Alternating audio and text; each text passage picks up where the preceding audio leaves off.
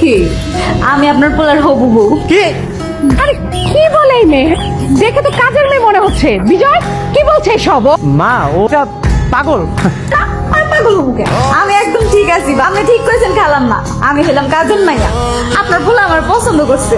এই লিগা আমার তুলে লইছে, মনে হয় বিয়া করতে চায়। ছি ছি বিজয় ছি, তুই একটা কাউন্সিলরের ছেলে হইয়া শেষ পর্যন্ত একটা কাজের মেয়ে ভাগে নিয়ে আসলি। ওকে আমি এই বাসায় নিয়ে এসেছিলাম, আমি ওকে আবার ফেরত দিয়ে আসতেছি। চল এখনই।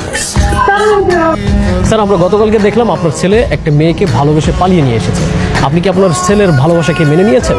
আরে কিসের কি ভালোবাসা আর কি মেনে নেওয়া, মানে ও তো হচ্ছে কাজের মেয়ে। আমি বলতেছি আমি সেই কাজের মেয়ে, যে কাজের মেয়েকে উনারা গতকালকে নিয়ে এসেছিল এবং উনি ওনার পুত্রবধূ হিসেবে আমাকে স্বীকৃতি দান করেছে। উনার মন যে কত বড় সেটা আপনারা চিন্তাও করতে পারবেন না। উনি একটা কাজের মেয়েকে পুত্রবধূ আনিয়েছে। বাবা এই মেয়ে সব কি বলতেছে?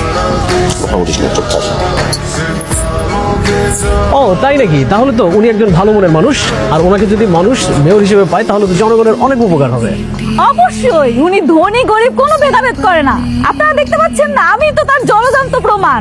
বাবা তুমি কিভাবে বলতে পারলে একটা কাজের মেয়েকে আমি বিয়ে করব? আমি কখনো একটা কাজের মেয়েকে বিয়ে করতে পারবো না। কেন? আমি কাজের মেয়ে দেখে কি আমার কোনো শখ নাই নাকি? চুপ ফকিন্নি, তুই কোন লোভে যে আমাকে বিয়ে করতে চাস আমি বুঝি না। লোভী প্রতারক কোথাকার। একদম মুখ সামনে কথা বলো।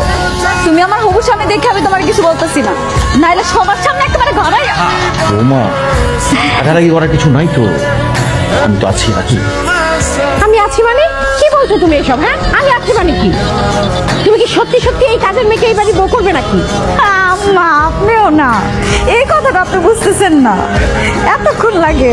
অবশ্যই আমি আপনার ছেলের একমাত্র পুত্রবধূ হব। এই কাজের মেয়ে চুপ।